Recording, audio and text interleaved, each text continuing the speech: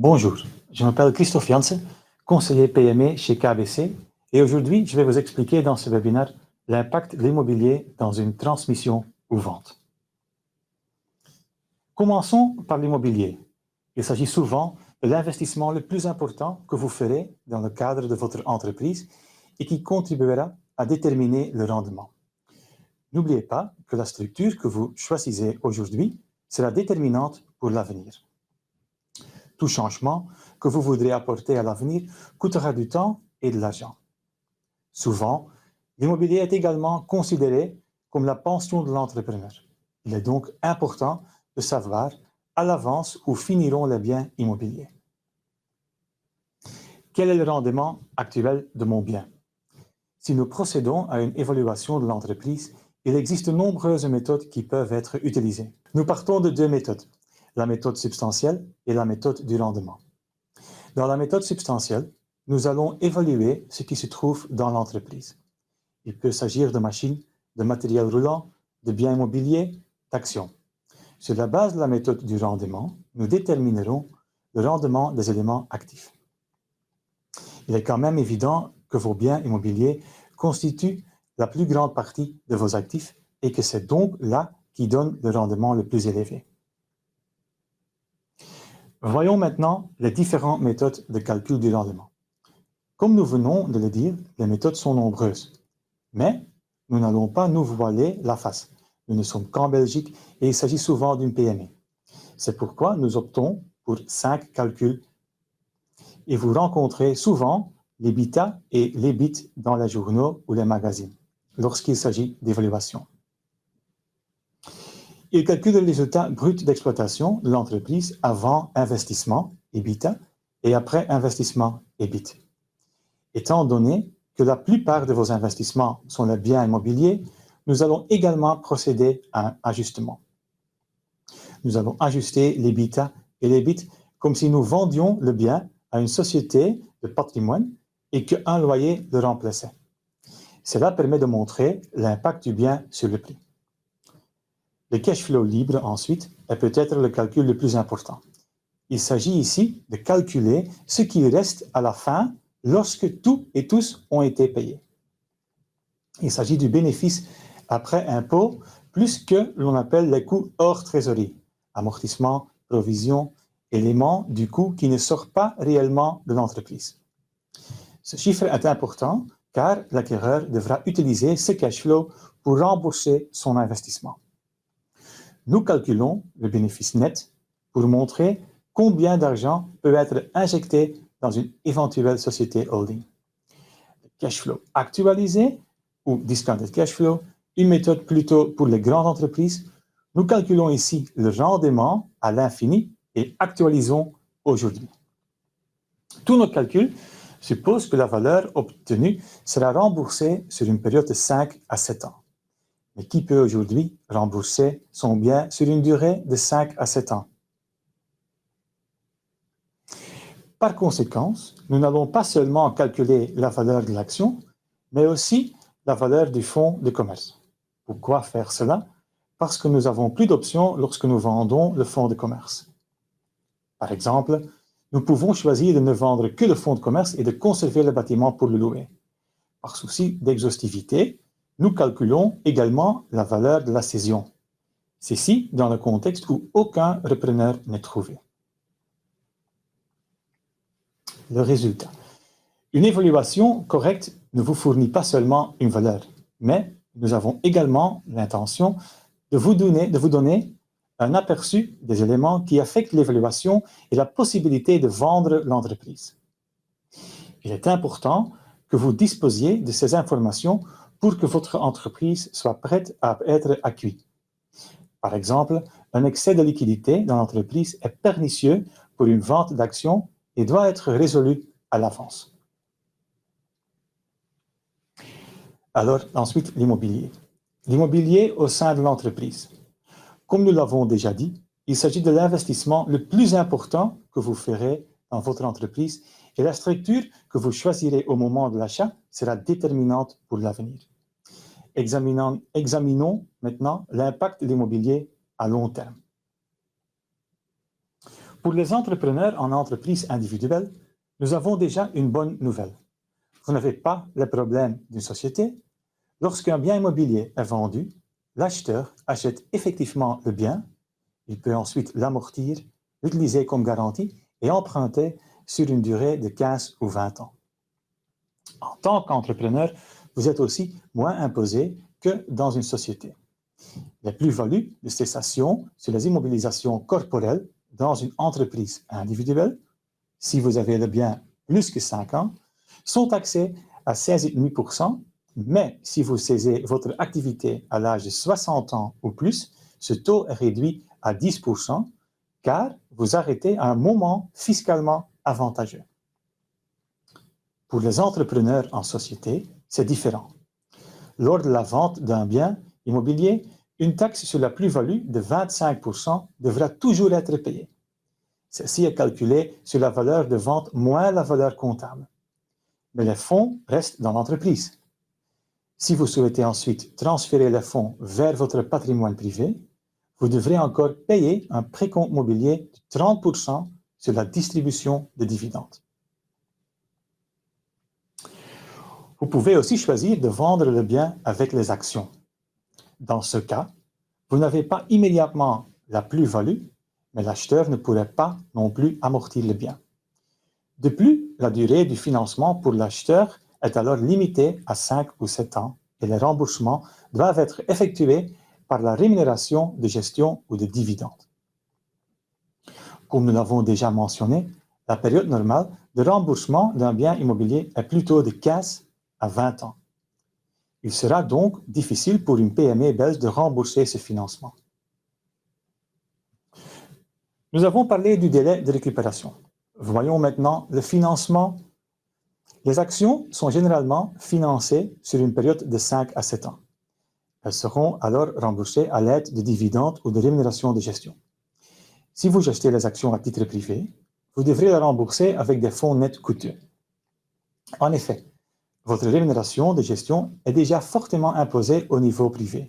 Ce qu'il en reste, vous devez souvent utiliser d'abord pour rembourser votre prêt immobilier privé et vous pouvez l'utiliser le solde pour payer des actions.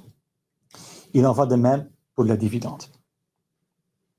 Il est donc préférable d'acheter les actions via une société, souvent une holding ou une société de management.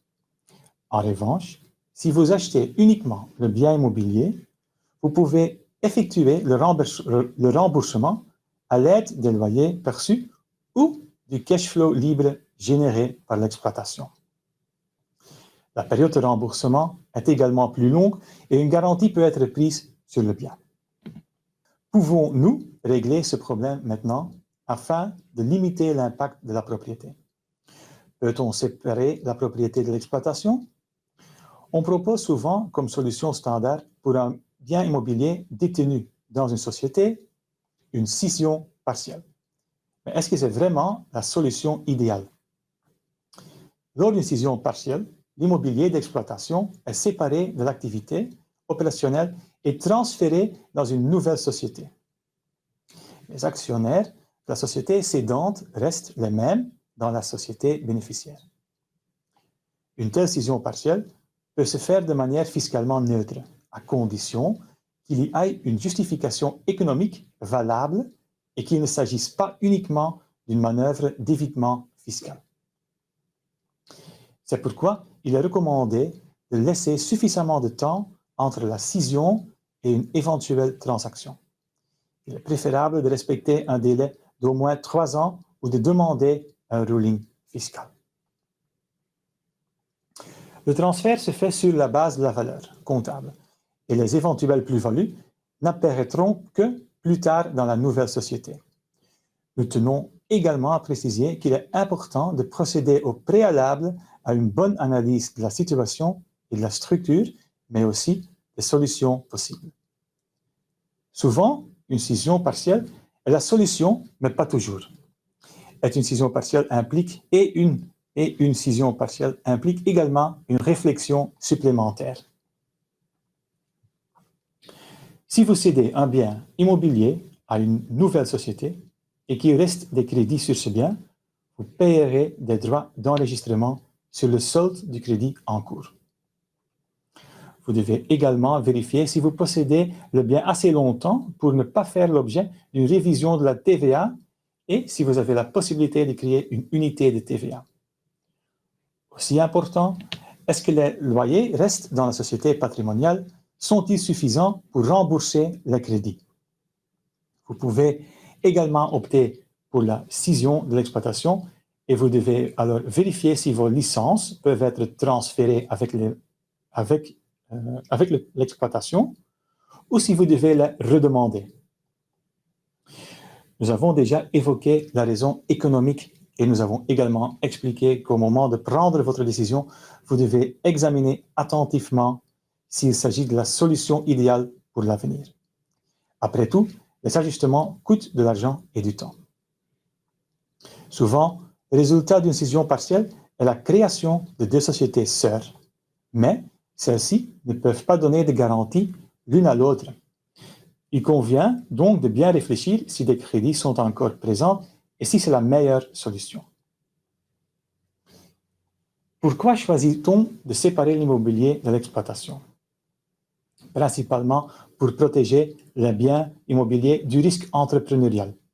Par exemple, lorsque des parents laissent l'entreprise à leurs enfants, les biens immobiliers sont souvent séparés pour éviter que si les enfants ne réussissent pas, les biens immobiliers ne puissent être touchés.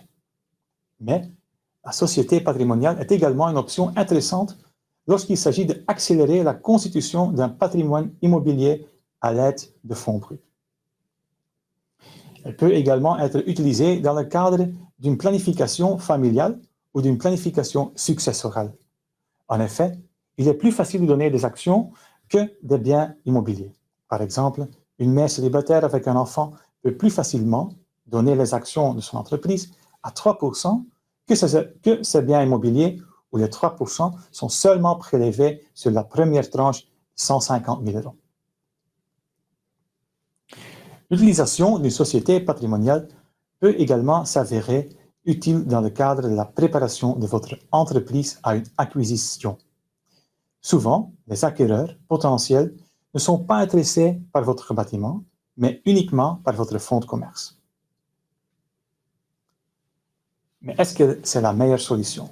Vous pouvez également choisir de créer une société holding au-dessus de la société patrimoniale et de la société d'exploitation. Vous devrez alors continuer à payer un loyer à la société patrimoniale après la scission et vous devrez verser les dividendes ou les frais de gestion de votre société d'exploitation à la société holding pour le remboursement de l'empreinte.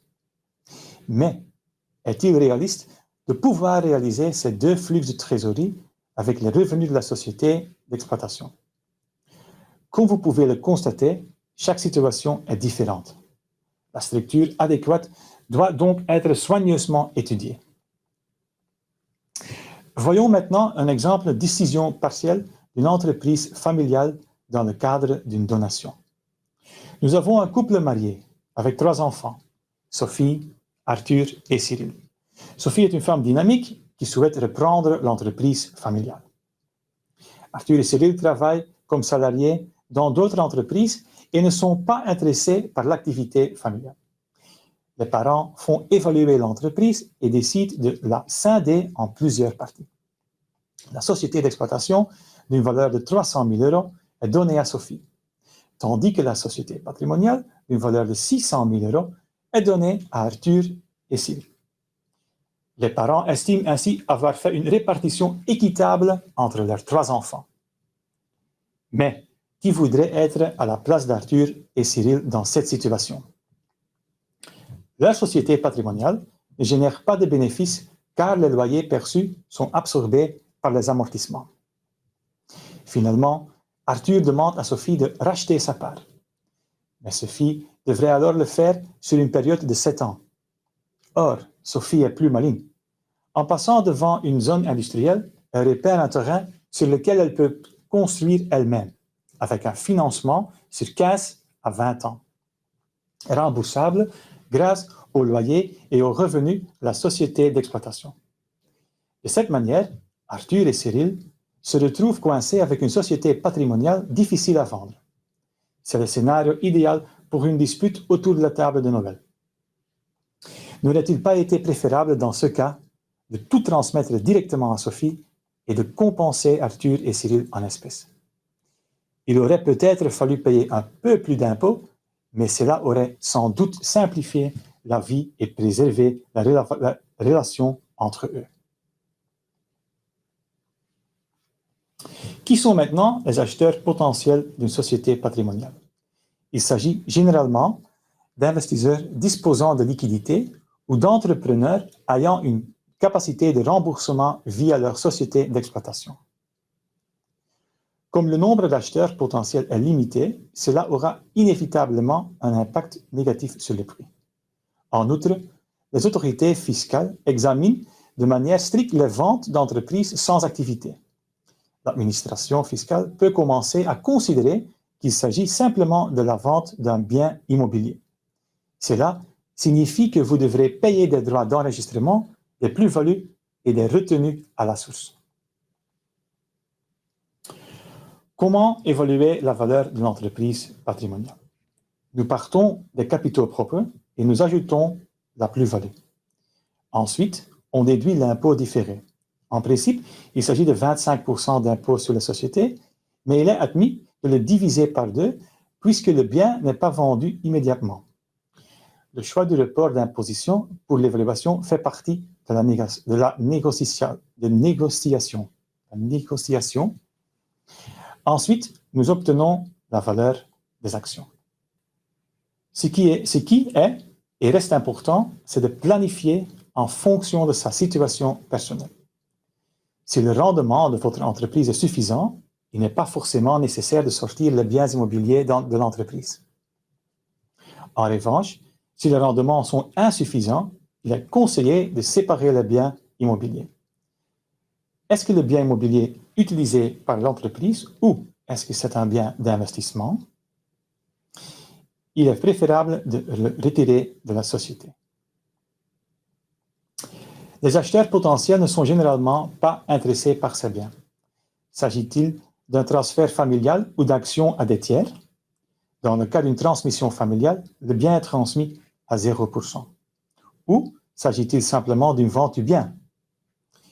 J'aimerais revenir sur un point que nous avons déjà mentionné au début du webinaire. La compréhension de l'évaluation et des différentes options est la base d'une bonne transmission. Comment pouvons-nous vous aider?